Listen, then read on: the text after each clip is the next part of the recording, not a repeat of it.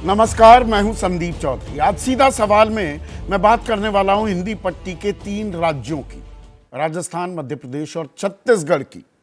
पिछले 3 दिनों की, 3 नए चेहरों की, 3 नए मुख्यमंत्रियों की, बीजेपी का नए चेहरों पर दाव ये 24 के लिए चला गया है क्या? साथ ही साथ मैं बात करने वाला हूं वीआरएस की, वसुंधरा, रमन सिंह और शिवराज सिंह चौहान। और वीआरएस जैसा आप और मैं जानते हैं, यानी कि वॉलंटरी रिटायरमेंट स्कीम, क्या जो बड़े नेता थे, शत्रप थे इन 3 राज्यों के, अब उन्हें ठंडे बस्ते में डाल दिया गया है, खुडे लाइन लगा दिया गया है। वॉलंटरी रिटायरमेंट स्कीम के तहत क्या उन्हें भेज दिया गया है? और एक जेनरेशनल चेंज बीजेपी में होता दिखाई दे रहा है क्या? पिछले 3 दिनों में क्या हुआ आप जानते ही हैं। 3 दिन पहले विष्णुदेव साय आदिवासी समाज से आते हैं, उन्हें छत्तीसगढ़ का मुख्यमंत्री बनाया गया। फिर कल मोहन यादव, डॉक्टर मोहन यादव, उन्हें मुख्यमंत्री बना दिया गया मध्य प्रदेश का। वो पिछड़ी जाति से आते हैं, यानी कि एक जगह आदिवासी, एक जगह पिछड़ी जाति। और आज जो ये सरप्राइज देने का एक शगल बना लिया है बीजेपी ने, खास प्रधानमंत्री नरेंद्र मोदी और गृह मंत्री अमित शाह की जोड़ी ने, तो भजन लाल शर्मा, फर्स्ट टाइम विधायक, उन्हें मुख्यमंत्री की गद्दी सौंप दी गई राजस्थान में। वो ब्राह्मण है, नाम ही जाहिर कर देता है, अगड़ी जाति से आते हैं। कल हमने कार्यक्रम भी किया था कि अगड़े का नंबर आ जाएगा क्या? आदिवासी और पिछड़े के बाद 2 राज्यों में, राजस्थान में अगड़ा आएगा क्या? वही आया। और यहां पर भी एक और चीज देखने को मिली। जो उप मुख्यमंत्री हैं दिया कुमारी, उन्हें उप मुख्यमंत्री बनाया गया। वो राजपूत समाज से आती हैं, राजघराने से आती हैं। और प्रेमचंद बैरवा, ये दलित समाज से आते हैं, इन्हें उप मुख्यमंत्री बनाया गया। यानी कि तीनों राज्यों में एक मुख्यमंत्री, 2 उप मुख्यमंत्री। मध्य प्रदेश में जो उप मुख्यमंत्री बनाए गए, राजेंद्र शुक्ल और जगदीश देवड़ा। जगदीश देवड़ा दलित समाज से आते हैं, जबकि अरुण साव ये पिछड़े समाज से आते हैं। और विजय शर्मा, नाम ही बता रहा है, सामान्य यानी कि सवर्ण समाज से हैं। इन्हें उप मुख्यमंत्री बनाया गया छत्तीसगढ़ में। रमन सिंह, उन्हें विधानसभा स्पीकर तो बना दिया गया, लेकिन विधानसभा स्पीकर वो छत्तीसगढ़ में। मध्य प्रदेश में बनाए गए नरेंद्र सिंह तोमर स्पीकर। शिवराज सिंह चौहान के लिए अब क्या भूमिका होगी, क्या पद होगा पार्टी में? यह लाख टके का सवाल है। और यही सवाल अब मुंह बाए खड़ा है वसुंधरा राजे सिंधिया के सामने भी, जिन्होंने नाम का प्रस्ताव रखा भजन लाल शर्मा का। तो यह वीआरएस प्लान हो रही है क्या कि अब एक नई पीढ़ी को मौका दिया जाए? और जब मैं नई पीढ़ी की बात करता हूं तो यहां पर एक दिलचस्प बात आपके सामने और रख दूं। विष्णुदेव साय की उम्र है 59 साल। वो सांसद भी रहे हैं और विधायक भी, 4 बार के सांसद, 3 बार के विधायक। डॉक्टर मोहन यादव 3 बार के विधायक हैं, उज्जैन से आते हैं, इनकी उम्र 58 साल। और भजन लाल शर्मा पहली बार के विधायक, इनकी उम्र है 56 साल। तो they are in their 50s। और 50s राजनीति में माना जाता है युवा चेहरा। तो ये क्या संदेश भी दिया जा रहा है? भाई यादव को मध्य प्रदेश में बनाना, मध्य प्रदेश की सीमा सटती है उत्तर प्रदेश से, वहाँ पर यादवों की जनसंख्या अच्छी खासी है। बिहार में तो 14.25% है जो जातिगत जनगणना हुई। तो जाति के जो पेच, हम कहते रहे हैं कि जाति कड़वी हकीकत है और जाति विहीन समाज की हम परिकल्पना करते रहते हैं, पर राजनीति की ये कड़वी हकीकत है। तो वहां उन्हें साधा जा रहा है क्या, जिस तरह से आदिवासी को बनाया गया। और ये तीनों के तीनों जो चेहरे हैं, इनकी आरएसएस की पृष्ठभूमि है। तो आरएसएस को भी साध लिया है क्या साथ में बीजेपी ने, बीजेपी के शीर्ष नेतृत्व ने? क्योंकि बीच बीच में किसी न किसी तरह की अनबन या not being on the same page की खबरें भी आती रहती हैं। और जिस तरह से मार्गदर्शक मंडल में लाल कृष्ण आडवाणी को, मुरली मनोहर जोशी को भेज दिया गया था, बहुत से जो चेहरे हैं उन्हें चुनाव में उतारा ही नहीं गया था। एक लंबी फेहरिस्त है इसमें। आनंदीबेन पटेल, उनको राज्यपाल बना दिया गया। नजमा हेपतुल्ला को केंद्रीय मंत्री पद छोड़ने के लिए कहा गया। कलराज मिश्र, उनका केंद्रीय मंत्री पद हटाकर वहां से उनको राज्यपाल बनाया गया। सुमित्रा महाजन। तो ये फेहरिस्त अपने आप में लंबी है। तो सारे घर के बदल डालूंगा, क्या ये काम भी हो रहा है? अब ये डबल इंजन सरकार है इन 3 राज्यों में, और 65 में से 25 राजस्थान, 29 मध्य प्रदेश, 11 छत्तीसगढ़, 62 सीटें जीती थी बीजेपी ने। इसमें मैं हनुमान बेनीवाल की सीट भी जोड़ रहा हूं। विशुद्ध बीजेपी, वो घटक थे, विशुद्ध बीजेपी ने 61 सीटें जीती थी। तो अब डबल इंजन सरकार के ऊपर क्या डबल जिम्मेदारी भी आती दिख रही है? और ये बड़ा दांव खेला है क्या? क्योंकि नया नेतृत्व बहुत जगह काम करता भी नहीं दिखा है बीजेपी के लिए। तो उसकी वानगी भी आपके सामने चर्चा के दौरान मैं पेश करने वाला हूं। 24 के चुनाव के लिए ये क्या संकेत हैं, इस पर भी चर्चा होगी।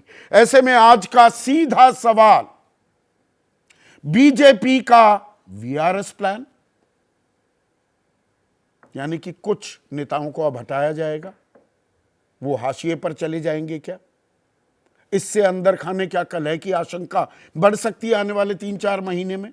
यह भी देखने वाली बात है। या सब कुछ साध लिया गया है और अनुशासित, चाल चरित्र, चेहरे की दुहाई देने वाली बीजेपी इन छोटे मोटे मतभेद को पाट लेगी और नए चेहरों पर दांव तय करेगा 24 का चुनाव।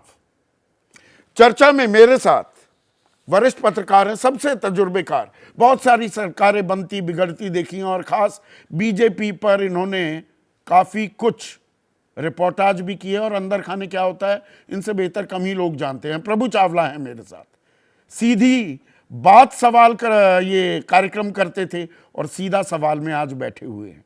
और प्रदीप सिंह के लिए भी मैं यही बातें दोहरा सकता हूं, बीजेपी में अंदर क्या कुछ हो रहा है इनसे बेहतर कम ही लोग जानते हैं। राजनीतिक विश्लेषक हैं, किसी परिचय के मोहताज नहीं, अभय दुबे मेरे साथ हैं और वरिष्ठ पत्रकार विनोद अग्निहोत्री भी वो स्टूडियो में मेरे साथ हैं। और मेरे सहयोगी मनीष शर्मा जयपुर में गुलाबी नगरी में मौजूद हैं। मनीष, सवाल सीधा, कयासबाजी बहुत हो रही थी, कल रात को मैं और आप भी बात कर रहे थे, बहुत से नामों पर हम चर्चा कर रहे थे, लेकिन भजन लाल शर्मा को मुख्यमंत्री बनाया जाना, क्या फैक्टर्स थे? सरप्राइज एलिमेंट, तीनों जगह बीजेपी ने सरप्राइज किया है। तो एक ब्राह्मण चेहरे को मुख्यमंत्री बनाना, अंदर खाने क्या कुछ हुआ था, अब क्या कुछ सामने आ पा रहा है?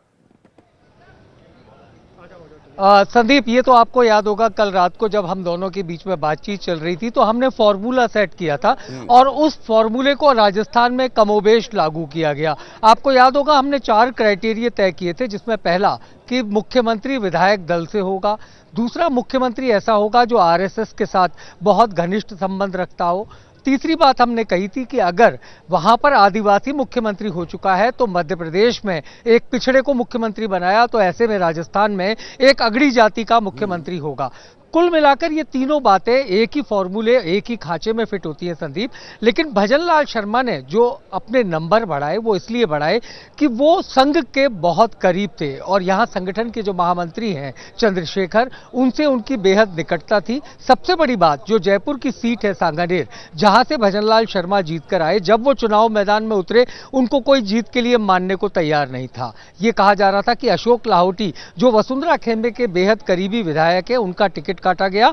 और ऐसे में अशोक लाहौटी और वैश्य समाज बहुत बड़ा नुकसान करेगा और भजनलाल चुनाव नहीं जीतेंगे। लेकिन भजनलाल न सिर्फ चुनाव जीते संदीप, बल्कि 48,000 वोटों से भी ज्यादा का अंतर रहा उनकी जीत में।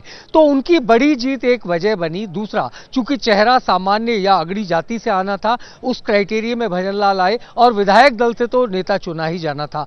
तो ये तमाम बातें उनके पक्ष में गई। और आला कमान ने इसके ऊपर भी एक काम और किया संदीप, कि उन्होंने वसुंधरा राजे से वो पर्ची पढ़वाई जिस पर भजनलाल शर्मा का नाम था। यानी कि हमारे लिए तमाम लोग जो है कार्यकर्ता एक बराबर हैं, चाहे कोई 2 बार का पूर्व मुख्यमंत्री हो या एक पहली बार जीता हुआ विधायक। तो ये एक बहुत बड़ा संदेश दिया गया है भजनलाल शर्मा को राजस्थान की कमान सौंपकर। जी संदीप। पर इसमें अब दिया कुमारी, एक राजपूतनी को उप मुख्यमंत्री बनाना, बैरवा जो कि दलित समाज से आते हैं उनको उप मुख्यमंत्री बनाना, 3 बड़े समुदाय इसमें छूट गए हैं। हम हर जगह हम कई दिनों से चर्चा कर रहे हैं कि BJP is ticking the right boxes, लेकिन जाट, गुज्जर और मीणा, इन 3 बड़े समुदाय और समाज की अगर हम बात करें, ना मुख्यमंत्री ना उप मुख्यमंत्री, ये बड़ा दाव भी खेला है क्या बीजेपी ने? संदीप, राजस्थान में पिछले कुछ दिनों में एक बड़ा घटनाक्रम हुआ और हम जानते थे कि उस घटनाक्रम का परिणाम निश्चित तौर पर राजस्थान में कौन बनेगा मुख्यमंत्री पर सीधा असर पड़ेगा। आपको ध्यान होगा 4 दिसंबर को सुखदेव सिंह गोगामेड़ी, एक राजपूत समाज के बड़े नेता, उनका यहां पर हत्या कर दी जाती है। अब ऐसे में बड़ा सवाल ये उठता है कि राजस्थान में अगर किसी मुख्यमंत्री की कमान किसी राजपूत समाज को दी जाती है तो राजस्थान में जाट फैक्टर बहुत अहम है। क्योंकि राजस्थान की अगर 4 मार्शल कॉम की बात करें तो उनमें राजपूत, जाट, गुर्जर और मीणा। ऐसे में अगर कमान किसी राजपूत को दी जाती तो स्वाभाविक तौर पर लोकसभा चुनाव में उसका खामियाजा जाट वोट के रूप में बीजेपी को उठाना पड़ता। और इसी को आप वाइस वर्सा कर लीजिए, यानी जाट अगर मुख्यमंत्री बनता तो उसका खामियाजा भुगतना पड़ता।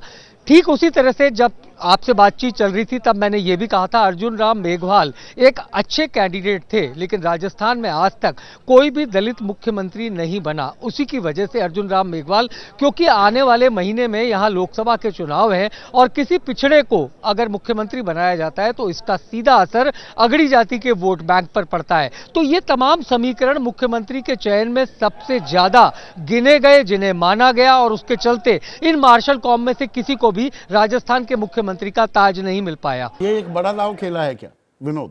3 बड़े समुदाय, उनका प्रतिनिधित्व नहीं है इन 3 पदों पर। बड़ा दांव तो खेला है, निश्चित रूप से बड़ा दांव खेला है।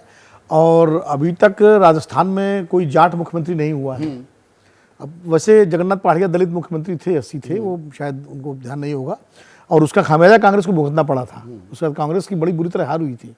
तो ये भी सही है कि राजस्थान का जो एक फ्यूडल स्टेट है, वहाँ जिस तरह का सामाजिक और राजनीतिक जो ताना बाना है, सामाजिक सांस्कृतिक, उसमें आमतौर पर किसी दलित जाति के, एससी जाति के मुख्यमंत्री को ये मार्शल कौमें और ये जातियाँ शायद अभी बर्दाश्त नहीं करती हैं, या क्या स्थिति होती है, उसका रिएक्शन होता है।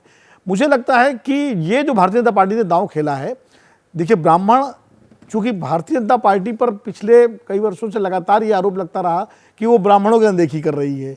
मध्य प्रदेश में ब्राह्मण मुख्यमंत्री नहीं बनाया, उत्तर प्रदेश में ब्राह्मण मुख्यमंत्री नहीं बनाया, उत्तराखंड में नहीं बनाया।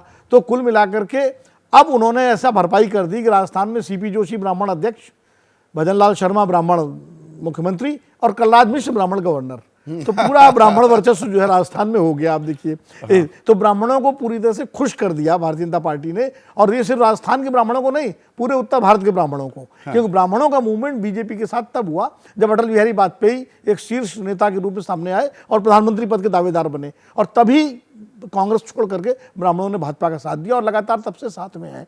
तो मुझे लगता है एक तो ये है। दूसरा जो है, जो आपके संवाददाता कह रहे थे, वो सही है। वो राजपूत, जाट, ये जो एक जातियों का जो एक टकराव चलता है सामाजिक वातावरण में, उसमें उसको संतुलित करना ही बहुत जरूरी है। इसीलिए जब भैरव सिंह शेखावत मुख्यमंत्री थे तो आप देखिए कि कांग्रेस ज़्यादातर जाट बाहुल सीटों में जीतती थी। इस बार के चुनाव में भी देखिए, जो जाट बाहुल जिले हैं, चुरू, सीकर, गंगानगर, उधर वो ज़्यादातर सीटें वहाँ कांग्रेस जीती है। तो कहीं ना कहीं जाटों का ज़्यादा वोट कांग्रेस को मिला है। भारतीय जनता पार्टी, हाँ, गुजरों को क्यों नहीं एडजस्ट किया, क्योंकि गुजर वाले मामले में तो बड़े संवेदनशील हो गए थे प्रधानमंत्री जी राजेश पायलट को लेकर कि उनका अपमान किया, उनको दरकिनार किया। सचिन के साथ भी वही हो रहा है। तो मुझे लग रहा था शायद किसी गुर्जर नेता को उप मुख्यमंत्री बनाया जाए, लेकिन वहाँ एक सिंधी और एक जो है, नहीं सिंधी तो स्पीकर हैं शायद, स्पीकर हैं, हाँ, देवनानी। वहाँ उन्होंने एक राजपूत समाज की दिया कुमारी जी और एक दलित को बनाया। तो ये एक समीकरण बनाया है, लेकिन मुझे लगता है कि एक जोखिम भी लिया है भारतीय जनता पार्टी ने, जोखिम भी सामाजिक समीकरण के हिसाब से, सामाजिक क्योंकि समीकरण जाट भी गुजर बनाया ये है, तीन पर बार इनको जोखिम भी लिया मंत्रिमंडल में है। हो सकता है कुछ। प्रभु, अब एक चीज बताइए, आपका जो इतना असीम तजुर्बा है और बीजेपी को कहां से शुरू हुई थी और कहां पहुंची है, आपने लगातार ट्रैक किया है। जो मैं ये सवाल पूछ रहा हूं, वीआरएस प्लान, अब इसके दो मायने, एक तो ये वसुंधरा राजे, रमन और शिवराज, उन तीनों के नाम का पहला अल्फाबेट मैंने यूज कर लिया, पर क्या एक जबरदस्त एक बदलाव, एक जेनरेशनल चेंज की तरफ क्या बीजेपी जाती दिख रही है? और ये तीनों जो मुख्यमंत्री जिनकी घोषणा हुई है पिछले 3 दिनों में, ये चर्चा का विषय ही नहीं थे। ये नाम, मैं बड़ी ईमानदारी से कह रहा हूं, नेशनल मीडिया में कोई नहीं ले रहा था, ऐसे नाम सामने लाए गए हैं। तो बीजेपी की इस रणनीति को कैसे देखते हैं आप? संदीप, इससे पहले मैं आपका जवाब दूं, एक चीज़ करेक्ट कर दूं, अगर मैं गलत हूं तो मेरे को करेक्ट कर देना। राजस्थान में एक दलित चीफ मिनिस्टर रहा है जिसका नाम था जगन्नाथ पहाड़िया जी, अभी विनोद अग्निहोत्री ने यही बोला। लगता है कि वहाँ थोड़ा करेक्शन करना चाहिए। हाँ। हाँ, तो उसके अंदर बड़ी क्लियर होना चाहिए। और दूसरा, हम लोग आपस में फैसला पहले पत्रकार कर लें कि मोदी इम्पोर्टेंट है या जात इम्पोर्टेंट है, क्योंकि जब कोई जीत जाता है तो मोदी पहले से कह रहे मोदी पर मोदी का मोदी मोदी मोदी मोदी।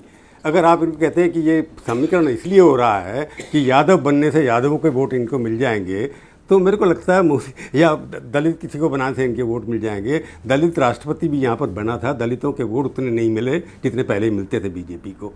तो ये हम पत्रकार जो अपनी जस्टिफाई करना शुरू कर देते हैं, जो हमारे भी कोई भी इंटेलेक्चुअल है, मैं इंटेलेक्चुअल नहीं हूँ इसलिए मैं जात पात में पढ़ता नहीं हूँ। सीधी सी बात है, Modi is the message, Modi is the medium, Modi is the messenger. अगर तीसरी पंक्ति में बैठा हुआ व्यक्ति मध्य प्रदेश के अंदर जब फोटो खींच रहे थे, वो बनकर के मुख्यमंत्री बनकर के आ जाता है और किसको भेजा जाता है वहाँ पर, देखा कर चुनाव कराने के लिए अपने खट्टर साहब को। खट्टर साहब पर्यवेक्षक थे वहाँ के। आप पर्यवेक्षक की डिफाइन देखिए, कौन किसको कहाँ भेजा गया, उसी से आपको पता लग जाएगा कि कैसे चुनाव हुआ। नाम अगर एक साल अब सबको पता लग गया कि भजनलाल शर्मा आरएसएस के नज़दीक थे, भाई थे, कोई मुख्यमंत्री ऐसा बना है सिवाय शर्मा के जो शाम के अंदर हैं, जिनका आरएसएस या हिंदुत्व के साथ कोई कनेक्शन नहीं रहा। तो हम लोगों को सबकी खूबियां जब चुने जाते हैं उसके बाद नज़र आती हैं। जब बाकी 135 में से जितने एमएलए हैं उनमें से सारे के सारे क्या संघ के खिलाफ हैं, तो ये कहना कि ये वीआरएस ज़रूर हुआ है। हाँ। पर मैं संदीप आपको भी थोड़ा करेक्ट कर दूं, ये वीआरएस पहली बार बीजेपी में नहीं हुआ है, पहले भी हुआ था, इन्हीं प्रदेशों में हुआ था। गुजरात के अंदर मोदी को भेजा गया था, मध्य प्रदेश के अंदर आपको शिवराज को भेजा गया था, उसके मध्य प्रदेश में उमा भारती को भेजा गया था। तो आपको लगता है कि ये जो हर एक समय आता है हर एक नेता का, आपने वाजपेयी के जमाने का जिक्र कर दिया, वीआरएस तब भी हुआ था, एक नई पीढ़ी के चेहरों को आगे बढ़ावा दिया गया था, और अब वही चीज बीजेपी करती दिख रही है। दोनों में कुछ फर्क है? फर्क क्या है? कोई फर्क नहीं है, सिवाय ये कि वाजपेयी और अडवाणी मिलकर के काम करते थे। यहाँ पर मोदी जी नई एक बीजेपी खड़ा कर रहे हैं। हालांकि उम्र इन सब की 60 से नीचे है, एवरेज चीफ मिनिस्टर की उम्र कम, लगभग मेरे को लगता है 53 साल या 54 साल बनने वाली है। ये ऐसे लोग हैं जो पहले कभी मुख्य, एक तो एमएलए फर्स्ट बार बना है, ये कास्ट की दृष्टि से देखेंगे, ये है मुख्यमंत्री की कास्ट है हर एक की, कहीं पर अगड़ा बढ़ाया, कहीं पर पिछड़ा बढ़ाया, कहीं पर ये कि रिपीट नहीं करना। 15 साल तक रमन सिंह चीफ मिनिस्टर रहे, तो 16.5 साल तक मुख्यमंत्री ये भी रहे। तो उनको बदलने के लिए नई पीढ़ी जो आने वाले 10 साल हैं उनके लिए भी नए नीचे से खड़ी करनी चाहिए कि नया कार्यकर्ता जो कहते हैं मोदी के कार्यकर्ता मुख्यमंत्री क्यों नहीं बन सकता। ये एक नई बीजेपी खड़ी हो रही है जिसके अंदर आइडियोलॉजिकल ड्रिवन है, जिनका संघ के साथ पक्का नाता है, वही हमारा नेता है, बनेगा आगे जा कर के। हिंदुत्व का बैज लगाने वाले जो लोग हैं उनको आगे लाया जा रहा है, चाहे वो योगी हों, चाहे वहाँ पर साईं हो, चाहे यहाँ पर शर्मा जी हों, चाहे कोई भी हो, उनका एक ही है, मोदी जो है अपने हिंदुत्व का तो गर्व से कहते हैं कि हम देखा होगा आज ये नई चीज़ें हो रही है, पहले भी स्वेरिंग होती थी, पहले भी एमएलए के चुनाव होते थे, मुख्यमंत्री चुने जाते थे, क्या बैठक में भगवा रंग की पगड़ी और लगा करके लोग बैठते थे सारे एमएलए?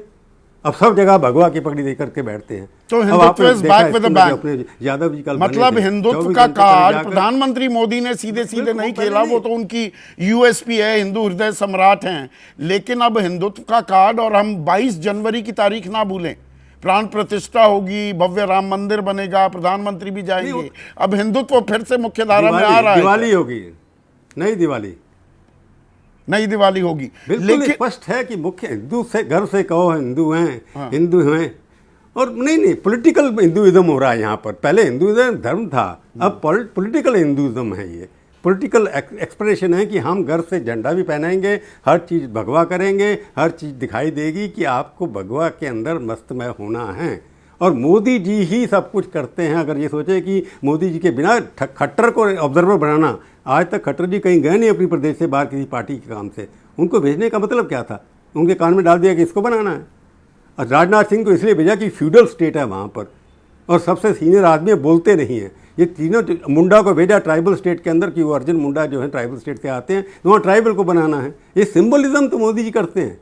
परंतु ये कहना कि इनकी वजह से वोटों में परिवर्तन हो जाएगा कोई, तो मोदी को आप अंडर एस्टिमेट कर रहे हैं, मोदी की पावर को अंडर एस्टिमेट करते हैं। मोदी जो आइकॉन हैं, एक कास्ट आइकॉन नहीं है, वो बिना कास्ट के आइकॉन हैं, तो कास्ट उनके साथ जुड़ जाती है। यूपी के अंदर कल्याण सिंह को अटल जी ने हटा दिया था, झगड़ा हो गया था उनके अंदर, बहुत बड़े आदमी के। अटल जी ने इशू बना लिया, कल्याण जी रहेंगे तो मैं प्रधानमंत्री से इस्तीफा दे दूंगा, कल्याण सिंह को जाना पड़ा। तो सवाल ये है कि ये प्रधानमंत्री पावरफुल हो जाते हैं। ये प्रधानमंत्री ऐसे हैं जो केवल हैं कि मैं जो ऊपर से तय करता हूँ, सेंट्रल की नीतियाँ, डबल इंजन सरकार जो बात कर रही हैं, मुख्यमंत्री की छोटी फ़ोटो और प्रधानमंत्री की बड़ी फ़ोटो हर जगह लगेगी। सिवाय योगी के कंधे पर वो हाथ रखते हैं, सबको लेकर चलते हैं, परंतु ये उनके सिपा सलार हैं। जो ऊपर से आर्डर होगा, जनरल ये हैं, कंट्री के चीफ एग्जीक्यूटिव ऑफिसर मोदी हैं, स्टेट लेवल के चीफ एग्जीक्यूटिव ऑफिसर वो अपने हिसाब से चुन रहे हैं।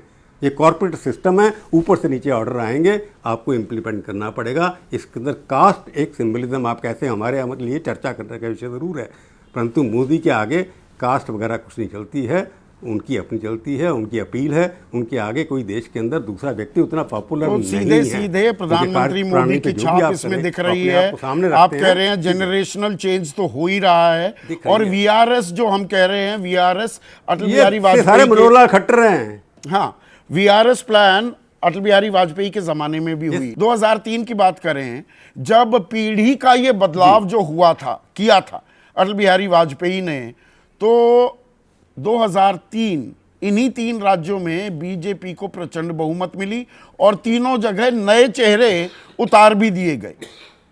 और उसी बिना पर आप मुझसे बेहतर जानते हैं कि भाई इंडिया शाइन कर रहा है, सब कुछ अच्छा चल रहा है, चुनाव भी 6 महीने प्रीपोन भी करा लिए गए थे, पर नतीजे लोकसभा के माकूल नहीं आए थे। वो जनरेशनल चेंज इमीडिएटली जो होता है ना, कि जमीन पर उतर जाए, थोड़ा उसको टाइम लगता है।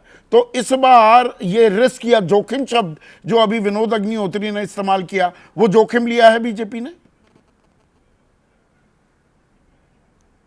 बिल्कुल जोखिम नहीं लिया। अभी मोदी अटल बिहारी वाजपेयी अपने आप से पॉपुलर नेता थे, परंतु उतने पॉपुलर नहीं बन पाए, उतना ट्रैवल नहीं कर पाए, उतने हार्ड वर्क नहीं पाए जितने मोदी कर रहे हैं। मोदी डायरेक्शनल लेकर के चलते हैं। वो अटल जी अपनी आइडियोलॉजी को लेकर के चलते थे, परंतु उनके साथ एलाइज की थी, कोएलिशन सरकार थी। मोदी जी सरकार इसलिए अच्छी चला पा रहे हैं क्योंकि उनके पास बहुमत है, जो मोदी नरेंद्र भाई उनके पास नहीं था, अटल जी के पास। दूसरा एक बात बता दूं, उन तीनों में से एक प्रधानमंत्री इस देश का बन गया, दूसरा भी बन सकता था, शिवराज चौहान। तो अगर जो उसमें जनरेशनल चेंज आया था, उस जनरेशनल चेंज ने आडवाणी और अटल जी की टीम ने एक प्रधानमंत्री देश को दिया, जिसने पहली बार किसी पार्टी को 30 साल के बाद मेजोरिटी ला करके दी। तो उनका चुनाव जो था उत्तराधिकारियों का या नई जनरेशन का, बहुत ही स्पष्ट था कि इनमें से कोई भी देश का प्रधानमंत्री बन सकता है। एक बन गया, अब नए बड़े मोदी जी खड़े कर रहे हैं, उनमें से कोई ना कोई प्रधानमंत्री का बनेगा। तो ये वैसे भी प्रदीप जी, अमित शाह कहते हैं 25-30 साल का एक वो उन्होंने खाका खींच रखा है कि ये युग तो अब बीजेपी का युग है। तो ये जो 3 दिन में 3 नए चेहरे जिनकी चर्चा भी नहीं थी, और हम और आप पहले भी चर्चा कर रहे थे, आपका मानना था शिवराज को इग्नोर करना बड़ा मुश्किल होगा, लेकिन शिवराज ही नहीं, यहां तो सबको, रमन सिंह और वसुंधरा को तो इग्नोर किया, शिवराज को भी इग्नोर कर दिया। तो ये किस तरह से देख रहे हैं, ये वीआरएस प्लान है, क्या प्लान है ये बीजेपी की, इसको किस निगाह से देखते हैं आप? नहीं, मैं प्रभु जी की बात से सहमत हूं कि ये पूरी पार्टी को मतलब एक जनरेशनल चेंज है, नई पार्टी खड़ी की जा रही। नरेंद्र मोदी अपने हिसाब से, अपनी सोच के हिसाब से, और वो संगठन के आदमी हैं, ये हमें नहीं भूलना चाहिए, और संगठन के लोगों को तरजीह देते हैं। आप देख लीजिए, इसमें उन्होंने इस बदलाव के जरिए एक संदेश दिया है भाजपा के सभी कार्यकर्ताओं कि कोई भी बड़ा पद आपकी पहुंच से बाहर नहीं है। आप पार्टी की विचारधारा के प्रति अगर निष्ठा रखते हैं, पार्टी संगठन में अगर आप ईमानदारी से काम करते हैं, तो आपको गणेश परिक्रमा करने की जरूरत नहीं है, हमारी नजर आप पर है। अब ये चुनाव जो उन्होंने किया है वो सही साबित होगा, गलत साबित होगा, ये बात की बात, लेकिन उन्होंने चुनाव किया है और भविष्य को ध्यान में रखकर चुनाव किया है, सामाजिक परिस्थितियों को ध्यान में रखकर चुनाव किया है। और 2018 में पार्टी जिस बात से चूक गई थी, इन 3 राज्यों में नेतृत्व परिवर्तन उसी समय करना चाहती थी, कर नहीं पाई, तो 2018 की गलती को सुधारा है 2023 में, और ये तय किया कि नहीं, अब आगे देखना है, हमको पीछे मुड़कर नहीं देखना है। तो जो लोग पार्टी को आगे ले जा सकते हैं, और देखिए जो भी पार्लियामेंट्री डेमोक्रेसी है उसमें उसी नेता की ताकत होती है जिसमें वोट दिलाने की ताकत, और भारतीय जनता पार्टी में मोदी से ज्यादा वोट दिलाने की ताकत किसी में नहीं है, बल्कि किसी पार्टी में नहीं। तो इसलिए मोदी जो चाहेंगे वो होगा, और उनको इस बात पर भरोसा है कि वो जो फैसला करेंगे उसको कार्यकर्ता मानेगा, और उसको उनका मतदाता जो समर्थक वर्ग है वो भी स्वीकार। प्रधानमंत्री मोदी की छाप साफ दिखाई दे रही है, सामूहिक नेतृत्व में चुनाव लड़े गए, लेकिन उस सामूहिक नेतृत्व की अगुवाई खुद प्रधानमंत्री कर रहे थे, उनका चेहरा कर रहे थे, और इस पर विस्तार में बात की है प्रभु चावला ने भी।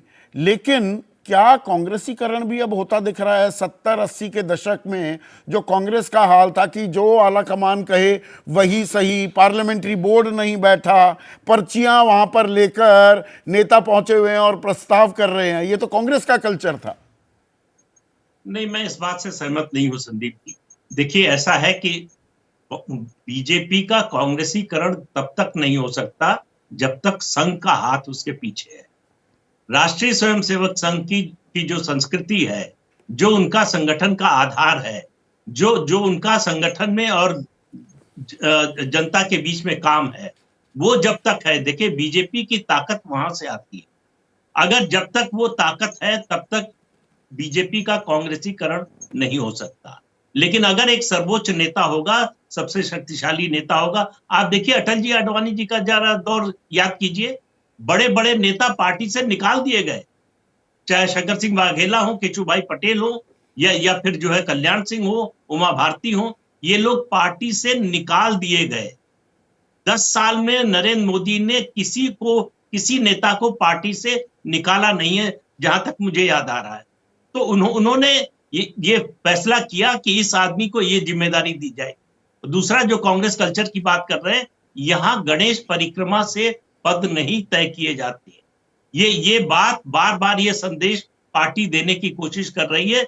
आप 3 की बात कर रहे हैं, मैं कह रहा हूं 12 नेताओं पर ध्यान दीजिए, 12 लोगों का चयन हुआ है, उनमें से किसी एक को आप बता सकते हैं कि ये सिर्फ गणेश परिक्रमा करते थे इसलिए इनका चयन हो गया है। तो कार्यकर्ता, ये कांग्रेस का बहुत पुराना कल्चर था कि कांग्रेस के बड़े नेता कार्यकर्ताओं पर नजर रखते थे कि कौन कैसा है, किसमें क्या प्रतिभा है, किसको क्या जिम्मेदारी दी जा सकती है, ये सब ध्यान में रखते थे। पर ये बड़ा दांव भी है क्या प्रदीप जी? मैं थोड़ा सा देख रहा था पिछले कुछ सालों में जो अलग अलग राज्यों में सरप्राइज एलिमेंट आया, जैसे हरियाणा में मनोहर लाल खट्टर दूसरी बार के मुख्यमंत्री हैं, पर वो मोदी का करिश्मा है कि वहां सरकार बन रही है, या खट्टर?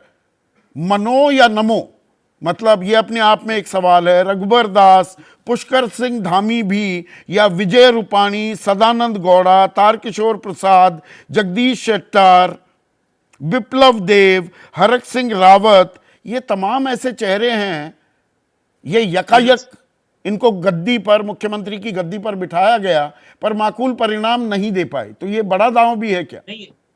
नहीं, देखिए ऐसा है कि हम लोगों को लगता है सरप्राइज एलिमेंट, वो मीडिया में कोई खबर देते नहीं। मोदी के समय में और अटल जी के समय में ये फर्क है कि मीडिया में वो खबरें लीक नहीं होती, जो डिस्कशन होता है उनमें जो लोग शामिल होते हैं वो कोई बाहर जाकर बोलता नहीं। एक बात, हम सरप्राइज होते हैं, वो लोग सरप्राइज नहीं होते, वो सरप्राइज देने के लिए फैसला नहीं करते, वो फैसला कर चुके होते हैं संगठन के आधार पर, उसकी घोषणा अचानक करते हैं, तो हमको लगता है कि हम सरप्राइज हो रहे हैं। और किसी का भी फैसला 100% सही नहीं हो सकता है। उत्तराखंड में 2 गलत फैसले हुए, उसके बाद तीसरा फैसला हुआ जो अब लग रहा है कि शायद सही है।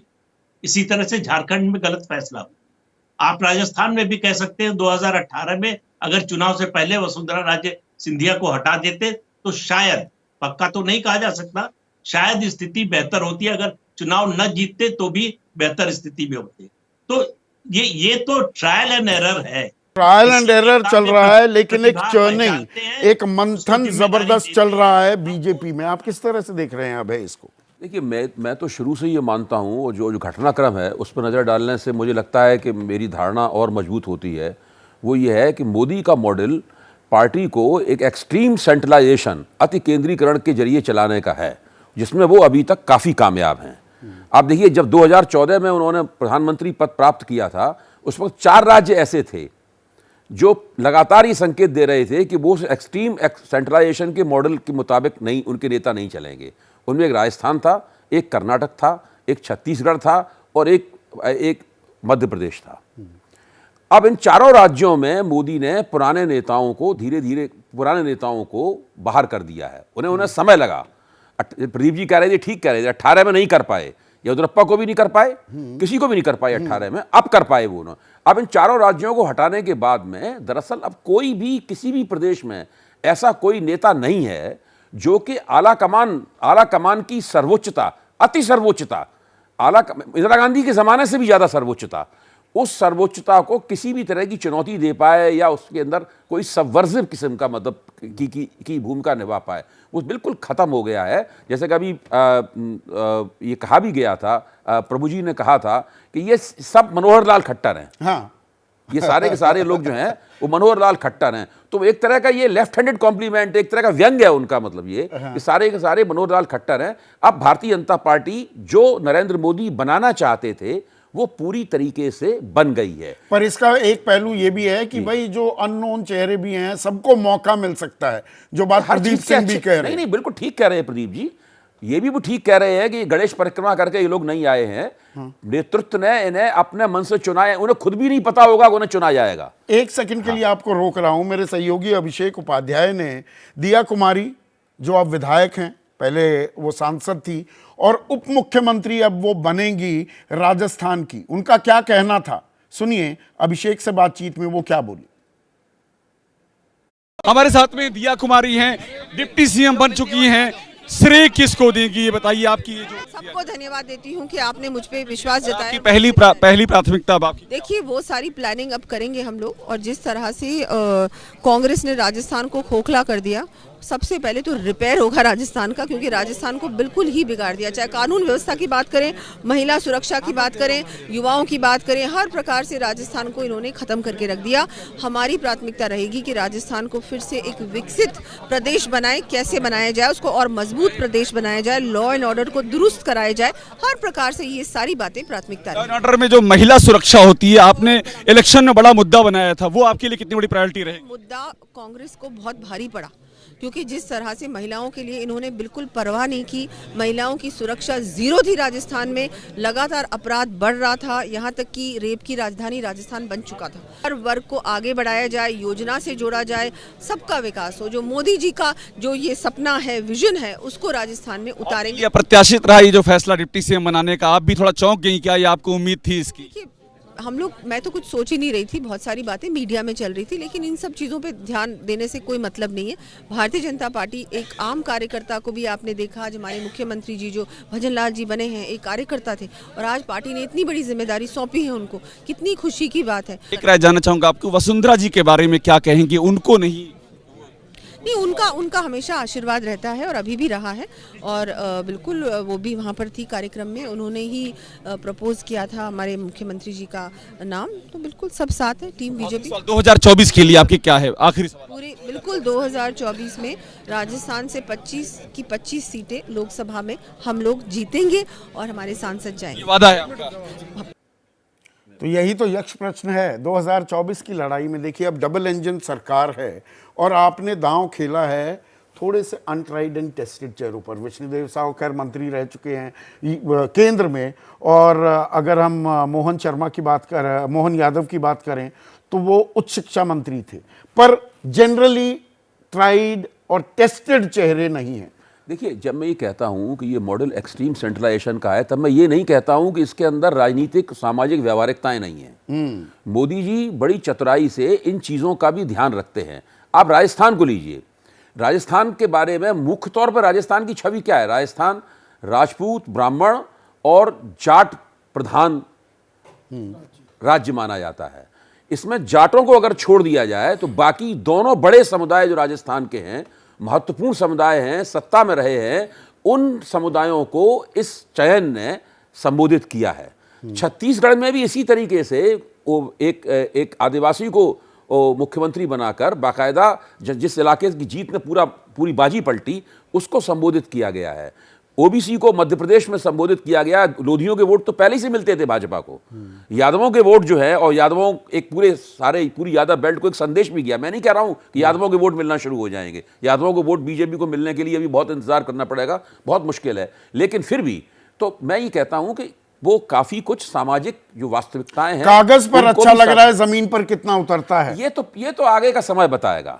ये तो आगे का समय बताएगा, अगले 5 महीने बताएंगे। विपक्ष की क्या पेशबंदी होगी ये बताएगी। अभी तो बहुत सी बातें हैं जो खुलना बाकी है, लेकिन आज की तारीख में और विपक्ष के पास भी आपने बहुत अच्छा पॉइंट उठाया अभय, कि भाई यहां पर वीआरएस हो गया, वीआरएस का वसुंधरा रमन और शिवराज का, तो कांग्रेस भी वीआरएस देने को तैयार होगी क्या? देखिए, कमलनाथ से कोई जवाबदेही मांगी जाएगी, अध्यक्ष पद से इस्तीफा लिया जाएगा, अशोक गहलोत से कोई जिम्मेदारी उनकी तय होगी।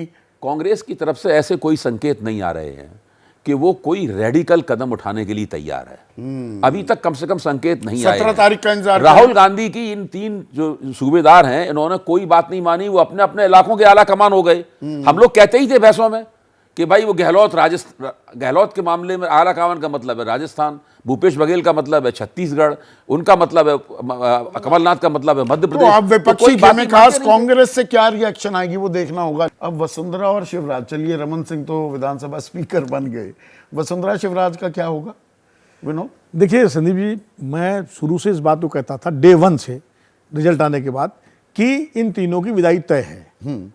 बहुत लोग कहते थे कि नहीं शिवराज को नहीं कर पाएंगे, शिवराज लाडली बना। मैं कहता था बिल्कुल तय है, क्योंकि अब नहीं तो कभी नहीं। जैसा प्रदीप जी ने कहा कि 2018 की गलती जो है 2023 में सुधार ली गई, तो वो तो चैप्टर पूरा हो गया। दूसरी बात, एक चीज मैं जरूर कहूंगा कि 2003 में जब वीआरएस हुआ था और आज के वीआरएस में एक फर्क है। उस समय वसुंधरा राजे को चुना गया, तब वो केंद्रीय मंत्री थी, नॉन फेस थी। ऐसा नहीं था कि एकदम से पिछली पंक्ति से बिठा दिया गया हो। रमन सिंह भी केंद्रीय मंत्री थे, और शिवराज सिंह चौहान 2 या 3 बार के सांसद थे, युवा मोर्चे के जो नेता रहे, और वो भी नोन थे।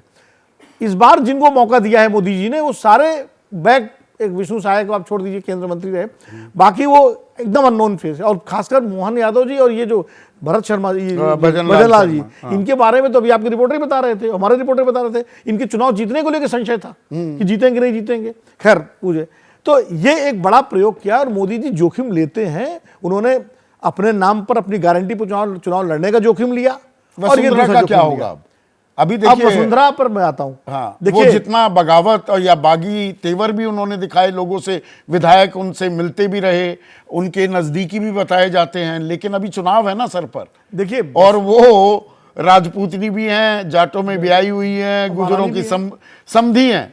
हाँ, तो 3 जातों को वो साधती हैं, और महिला भी है। हाँ, देखिए, वसुंधरा जी और शिवराज जी, मैं शिवराज चौहान को बिल्कुल भी खारिज नहीं कर रहा हूँ, क्योंकि 64 साल की उम्र के वो नेता हैं और मेहनती हैं, लोकप्रिय हैं, और भारतीय जनता पार्टी मोदी जी के बाद सबसे बड़े पिछड़े वर्ग के सबसे बड़ा चेहरा है आज भी शिवराज सिंह चौहान। भले मोहन यादव जी को बना दिया गया हो, लेकिन वो शिवराज चौहान, और संघ का भी उनको समर्थन है, या उनको लाड़ले हैं संघ के, तो वो भारतीय जनता पार्टी की राजनीति में अभी सक्रिय रहेंगे, संगठन में आएंगे।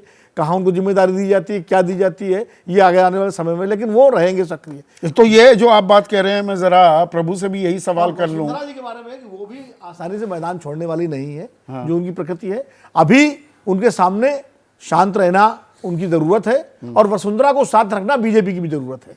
दोनों की मजबूरी है। अगर मैं जरूरत की जगह मजबूरी शब्द कर दूं, हाँ, मजबूरी कर दीजिए। प्रभु, वसुंधरा राजे हैं 70 साल की, रमन सिंह है 71 के, तो रमन सिंह चलिए स्पीकर बन गए, शिवराज सिंह चौहान 64 साल के हैं।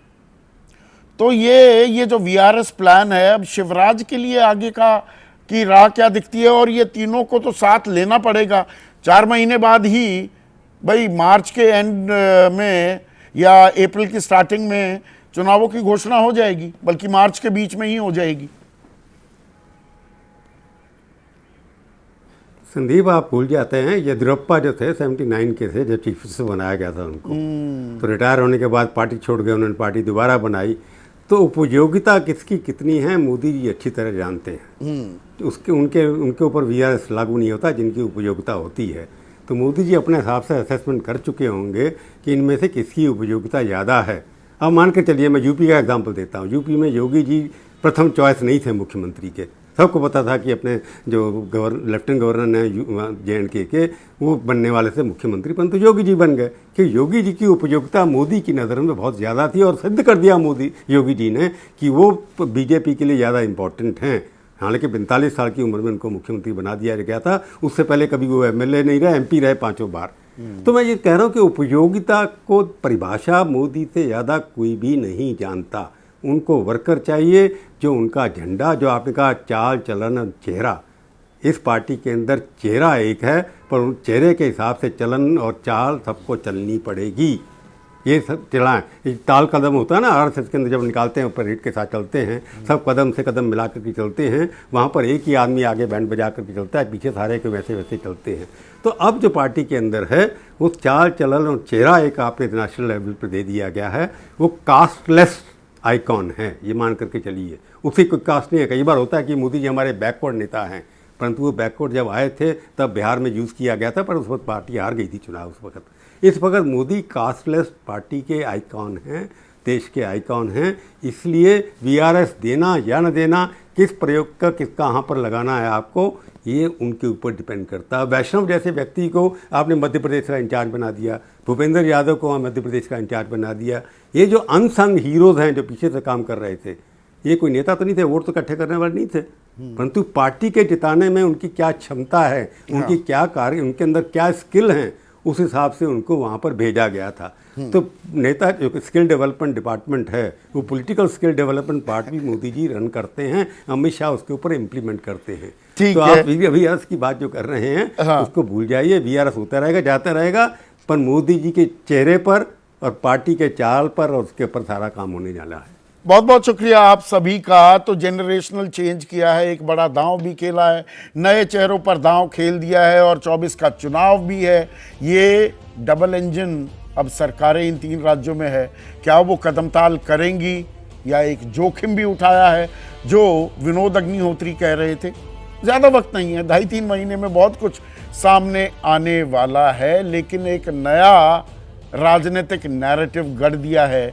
फिलहाल बीजेपी ने अब कांग्रेस की तरफ से क्या पलटवार होता है, क्या रणनीति सामने आती है, यह भी देखने वाली बात होगी।